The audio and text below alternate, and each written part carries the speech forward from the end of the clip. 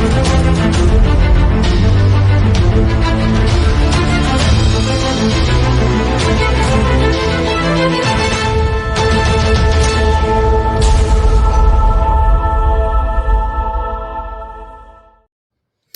going on, ladies and gentlemen? It's your favorites here at First Seed Sports, Kyle, Mike, Dante, and Zach. We are back with a start sit for the upcoming week of fantasy football, week 4. Fellas, how did last week pan out for you? Wins, losses? Bunch of wins this week. It was a good week. A lot of wins. Lots of W's, baby. I came back on the back of Ezekiel Elliott. I have to write him a thank you letter this week. He saved my ass. All right, so let's pick our favorite starts, our favorite sits for this upcoming week. Why don't we go through our starts first? Go ahead, Kyle, get us started. I'm gonna get us started with tight end of the Washington football team, Logan Thomas. They play the Houston Texans this week, and they are not a great defense against tight ends. Statistically, they've given up the second most points to tight ends. And they haven't played great tight ends. I think last week it was Tommy Tremble, and the week or 2 weeks, I think week 1 it was Dan Arnold. But a bunch of guys or Dan Arnold was last week. I'm talking Max Williams. Bunch of guys that aren't household names in the tight end field. And Logan Thomas also has the second most targets on the Washington team. So I think he can be a healthy start in your starting lineup and should put up a really solid week. Beautiful. Yeah, I like that pick a lot. If there's one thing, the Texans have been surprising, but they seem to hemorrhage points defensively. So I like that pick. Mike, who's your start? All right, so I'm going with Robbie Anderson for my week 4 start. Kind of sneaky here. Hasn't done much all season long. Hasn't lived up to that hype that him and Darnold were supposed to bring to the team. Haven't really seen a lot of deep balls either. So not doing his part so far, but I have him as a flex play this week. If you got the open spot, him going up against Dallas, I expect DJ Moore to see a lot of Trayvon Diggs. As we've seen Dallas doing now, Trayvon Diggs is basically shadowing the best receiver on every team. I think that's going to leave Robbie Anderson a lot of opportunities in this game. And just the speed of the game itself, it's going to be a high-scoring game, I think. If the Panthers really are that 3-0 Panthers team ready to go, then they'll step up against the Cowboys, and I think they're going to have to score some points. And I think it's going to be a sneaky week for Robbie Anderson here. I love that pick. Kyle, Dante, you have anything to add on to that? No, I love it. Yeah, I think it's – sorry, go ahead, Dante. No, you go ahead. Okay, all right.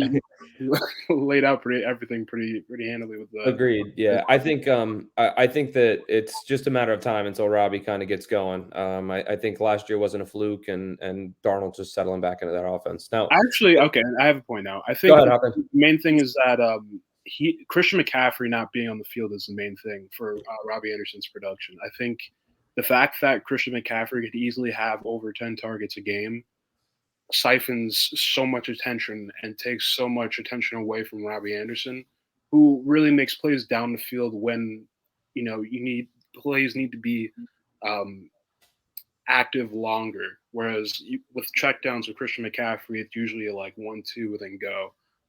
So I think with that extra time added on to plays, I think Robbie Anderson will be able to get free from his defender and make some plays. Yeah, I think that's a great call. I think taking McCaffrey. I mean, it's no no coincidence that last year when Anderson was successful, McCaffrey didn't play. He was missing from that offense. Now, while Mike was talking, Kyle, I kind of fact checked you really quick. Washington actually plays Atlanta this week, so you want to go back and talk about Thomas again? Yeah, I am. I don't know what the hell I was looking at. I noticed that while I was speaking that, I was like, wait a minute. This doesn't sound right. And I even fact-checked myself. Buffalo plays Houston this week. And I'm going to completely switch this up, and I'm starting Dawson Knox for basically the exact same reasons. He's 4th on the team in targets on a team that is steamrolling their offense. They're on a roll.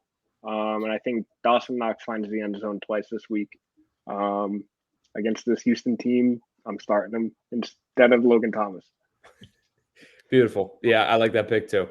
Equally as much, if not more, than Thomas. I picked Knox up in a lot of my leagues. All right, Dante, coming to you. Who's your start of the week? I'm going to go with the Raiders' Peyton Barber. Last week, he had 23 attempts, 111 yards, 1 touchdown. He also had 5 targets for 3 receptions and 31 yards. Really solid output. I don't think Josh Jacobs is going to be ready for this weekend going against the Chargers with that turf toe or ankle injury. He's got the Chargers that give up the ninth most amount of points, to running backs. We saw Antonio Gibson had 90 rushing yards for them, and Zeke and Tony Pollard had 180 yards when they played. So the Chargers just give up a lot of rushing yards. I think Peyton Barber is going to get a lot of opportunities to get those carries, honestly, and make points. Yeah, I think I'm right on board with that too. I think that we saw some good things from Barber last week, and I expect, Gruden's a guy who rolls with a pounder, and I think if Barber did the job, I think he's going to stick with him. What do you guys think? Yeah, I'm rolling with him as well. Oh yeah, Barber definitely gives you some great value in the next week or so here. Why Jacobs is resting up, so I like that play. Absolutely, yeah. All right, and last to finish the circle here, my start of the week is Jamar Chase, wide receiver for the Cincinnati Bengals. I am lucky enough to have Jamar Chase in a couple of my leagues, and I've really been loving what he's been doing early in the season. And the comforting thing for me is that he really hasn't gotten a lot of receptions early in the season, but the receptions that he's caught, he's made the most out of, which kind of tells me that he eventually is going to start trending towards getting some more receptions. I don't think he is strictly a big play receiver, kind of like a Deshaun Jackson, if you will, where he's going to have 1 catch for 60 yards and a touchdown. I don't think Chase is that kind of guy. I think he can be a DeAndre Hopkins or a Keenan Allen, where he's still going to rack in, 8, 9, 10 catches a game and maybe even give you a touchdown or so. But to come back to my point, I think Chase is going to be a phenomenal start against Jacksonville this Thursday, which I actually think is going to be an offensive shootout. I think there's going to be a lot of kind of like prove it from Trevor Lawrence and from Joe Burrow to show, who is who. Because think back, the last time we saw these two guys face each other was, believe it or not, in the national championship game where Joe Burrow embarrassed Trevor Lawrence. So, I'm looking for Burrow to keep up that connection with Chase, and I love Chase for a big week this week. Keep it up and probably find him somewhere in the 15, 20-point range again. So I love it. Yeah, I think it. Go ahead. I was just gonna say that tight end streak he's got, or touchdown streak he's got going on, it's incredible. I was totally not expecting it, and I don't know why I wasn't expecting it, because as a prospect he looked incredible. But he's blowing up. He's doing really damn good. And I actually wish I had a few more Jamar Chase shares this season. Yeah, I was just about to say that. Like, I just wish I had a Jamar Chase share. I thought ever since the first week, he was like, oh, this dude's nice. Just based on the route running and the fact that he broke one defender with like a hezzy and then a deep route for a touchdown. I was like, if he did that, I was like, okay, like that's more than just, deep route ability. That's like understanding routes and figure out ways to get open. So I think in order for you to separate yourself from just one-dimensional wide receiver, you have to have a lot of skills and ideas to pull out in certain situations. So, yeah, big Jamar Chase fan. And I will add to that too. I don't know if you said it, Zach, but also T. Higgins is out. So Jamar Chase, man, what a play! I'd be very excited if I have him. And obviously, looking back at it, if you have Jamar Chase, kind of like you do, Zach, I think you drafted him as your 3rd or 4th receiver. So people right 4th, yeah. So people right now that took him in that position are probably sitting on a gold mine. And this isn't a player like, oh, he has 4 touchdowns in 3 games. Let me trade him before he dies down. This is actually a guy I want to hold on to.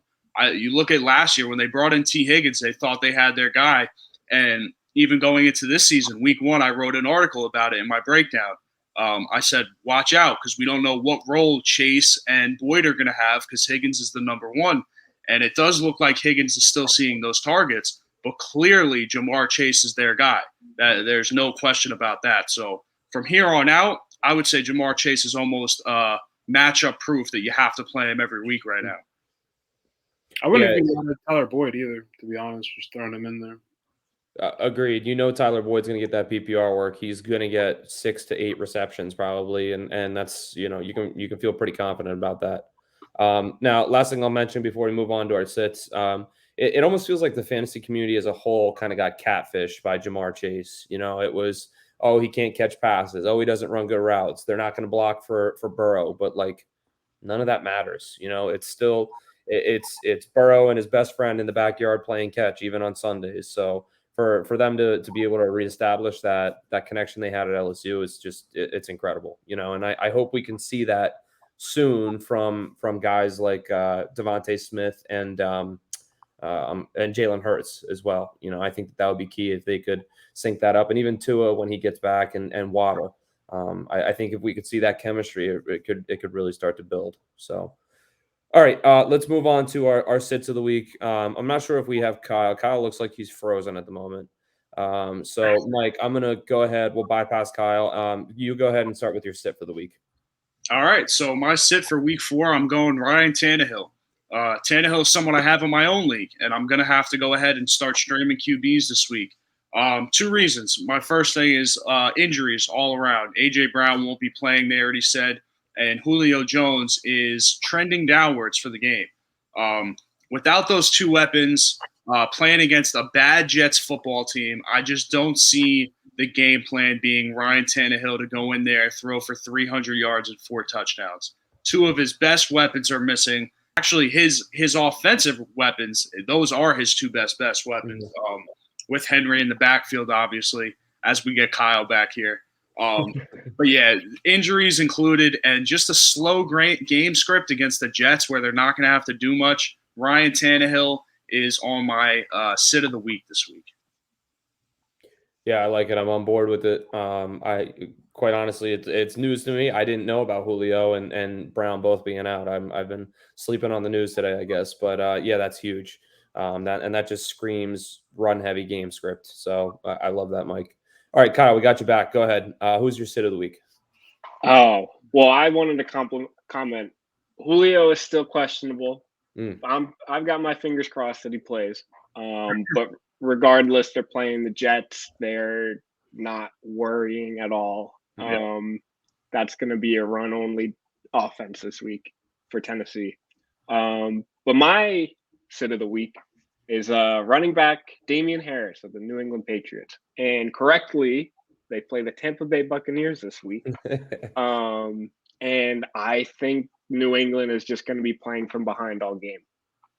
I think what Brady has going on and this offense in Tampa Bay is just going to be – he's going to show up in Foxborough and just run through New England. And because of that, New England ditches the run. We saw last week when they were down against the Saints, they just abandoned the run. Damien Harris had 6 carries and pulled out a wonderful 3.1 fantasy performance. And I really think that's kind of what we see this week. A big New England plays from behind, has to throw all game, and faces a tough rush defense and just kind of abandons that run. And so I am throwing Damien Harris on my bench this week. You guys got anything to add to that? No, yeah, that's a great point. There's no way I'm taking a shot on Harris having some kind of lucky breakout game. There's not a chance. Everything Kyle said, I'm going with there. Only thing I could see that could possibly, be in favor of Damien Harris is the fact that James White is out and Harris could get more receptions and PPR work. Just because of that, because you got the potential of Ramondre Stevenson coming back from the practice squad or something like that. But if you don't, then it's more likely that Damien Harris could get some catching work. So that'd be the only thing. But I do agree. It's just not a favorable matchup for him. Yeah, I'm on board, and we even saw the resurgence, I will say, I guess, of Brandon Bolden last week. He was back in the game. a kind of disgusting amount for what he brings to that offense. He was in for 46% of the snaps. So, yeah, I love that sit of the week. All right, Dante, go ahead. Who's your sit? I'm going to go with Devonta Smith, Eagles wide receiver. He just hasn't been up to his potential game since the first game. In San Francisco, he had 7 targets. He had 2 receptions for 16 yards. In Dallas, he had 6 targets, but he only had 3 catches for 28 yards. So he hasn't lived up to the first game. I also think just because it's Kansas City, I think people are kind of discovering that their weakness is their run defense. So I think it'll be a great game for Miles Sanders and another running backs on that committee, rather than them focusing on the passing game. I also think even Jalen Hurts, you can see a potential game where he has over 100 yards rushing there as well. So I'm leaning more towards the running attack because the more you run, you kill the clock, and you leave Kansas City's offense on the sideline. And the more time you can get Patrick Mahomes out of the field, the better. So I think they're going to focus heavy on that running attack, and that's why I would sit Devonta Smith. Let me ask you guys a question quick. How much of this do we blame on Devonta Smith, and how much of it do we blame on Jalen Hurts? That's a tough one. I would lean towards Hurts because from a viewer's perspective, without having the actual film where you could sit down and watch one position, from what we've seen, it wasn't really a Smith issue with his routes. It wasn't like he was dropping passes. If anything, I would probably lean towards the play calling. Obviously, you guys know I was watching the game intensely, big Dallas guy here. And just watching what the Eagles were doing, nothing was effective. They, for some reason, kept going to Trayvon Diggs all game. And I don't know why they kept trying him. It didn't matter what receiver was over there. Mainly it was Smith. So maybe I would blame more game plan than anything to answer your question. Yeah, it's tricky because if Devonta Smith didn't trip on that one play, Jalen Hurts wouldn't have had an interception, pick 6. But at the same time, the game plan is pass heavy and insane. Sanders. Oh man. Okay, here we go. All right, we're good. Maybe. All right, Kyle. I think you're good. You're good. I'm here. And listening to Philly radio this whole past week, they are ripping Sirianni. And I really think because of that, they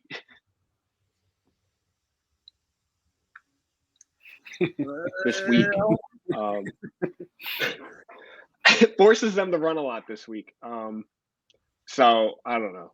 Hopefully you guys can hear me now. Especially with Sanders having 2 carries last week, and now this coach is already on the hot seat. If he doesn't come out running the ball against the Chiefs, like Dante said, who are very bad against the run, I'd be very surprised. Agreed. Yeah, those are all extremely, extremely valid points. All right, so I'm going to finish up here with my sit of the week. My sit personally is going to be Rob Gronkowski. And as Kyle mentioned before, Kyle, help me out. Who did the Buccaneers play this week? I'm sorry, I'm blanking.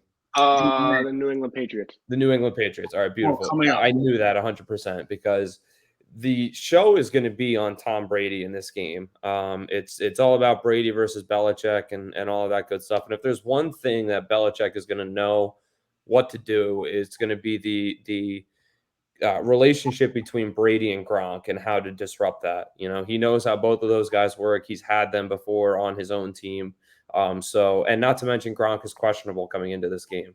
So, people have really, if you had him, you've enjoyed his quick start to the season where he's racked up a couple touchdowns and such. But I think that this is a bad matchup for him going up to New England. And not only that, I think that Belichick's going to have a game plan in place to just shut down that portion of the pass game completely. I think he's going to say, all right, go to your outside receivers, go to Mike Evans, go to Chris Godwin. They have to beat us, not Gronk. And that's kind of what I'm looking for in this game. So I'm sitting Rob Gronkowski. You guys have any comments on that? I actually disagree. Okay, go ahead. I think Rob Gronkowski has potential to have at least an over 20-point game, just based on the fact that I think that Tom Brady, it's nothing analytical. So let me just like get that out of the way. I just think that it's more of just like it's him. They both have such a presence that back there. I think Brady is going to at least provide him with opportunities just solely based on the fact that it's a return game. Just the narrative, like if he throws a touchdown pass to Gronk, it's just everyone's going to go berserk. I just think Brady knows that. I think it just means something to him to probably give Gronk the ball. That's just my own intuition. I have no obviously analytical data to back that up. I'm just saying that I would be really surprised if Gronk did at least make his presence known in that game. Just to kind of counter that point, just to hop back in, through the first 3 games, the Patriots defense has only allowed 3 catches to the tight end position, and that's been against Mike Gesicki, Adam Troutman, and Juwan Johnson, and Tyler Croft / blanking Drew Sample. Okay, so between and the only two people of those 5 tight ends that had catches were the 2 Jets tight ends, and I'm assuming that was probably in garbage time. So I think that they game plan for the tight end position really, really well. So that's kind of why I'm just hands off. Dante, I completely respect and honor what you're saying there. And I think that there is a chemistry that's undeniable between Gronk and Brady, but with the game plan and the injury, I'm trying to stay away from that, I think. So Mike or Kyle, you want to pick a side on that, or you guys gonna just wait and see? Listen, I wish I could get in the middle of the screen here because that's a tough one. It's a tough one because I know what Dante's saying here. He's saying, is Bill Belichick going to be petty here and say, Gronk, not today, lock him down, and just give the receivers free reign? Or is Gronk and Brady going to say, be petty and say, no, we need to show it to Bill right here. Let's get a touchdown this week. That's a guessing game I do not want to be a part of. For fantasy purposes, I would monitor his health and play him accordingly. But in terms of start-sit, that is not something I want to mess with this week. He's definitely TD or bust. I'm not even I'm not saying he's going to be like a 15 target guy by any means. We're not going to get Darren Waller production out of him, but I think that the fact that they're going to be in the goal line so much, and that's where Gronk really can get the separation he needs. I'm not saying those are going to be opportunities where that matters. I'm not saying that it's going to be, Travis Kelce, Darren Waller production, but he could get 2 touchdown grabs. That's not something out of the realm of possibility. And really that ends up being a product of them not having a goal line back or any running back presence at this point. Ronald Jones and Fournette have both been huge disappointments. So at the goal line, what do? You go to your biggest targets. I'm surprised Mike Evans doesn't have more touchdowns at this point because he's huge too. You know, but I see what you're saying there too. All right. Well, that wraps up starts and sits for us. Let me just recap really quick. Our starts, Kyle has not Logan Thomas, Dawson Knox, and Mike has, let me see, Robbie Anderson. Dante has Peyton Barber, and I have Jamar Chase. Okay, and then going through our sits, Mike has Ryan Tannehill, Kyle has Damien Harris, Dante has Devonta Smith, and I have Rob Gronkowski. So, sound good to you guys? It's good to me, baby. Good. All right. Well, we'll hang our hats on that for this week. You guys have any closing comments? Hey, good luck. And if you guys need any help, we're always available on Twitter. Just reach out. We'll be glad to help.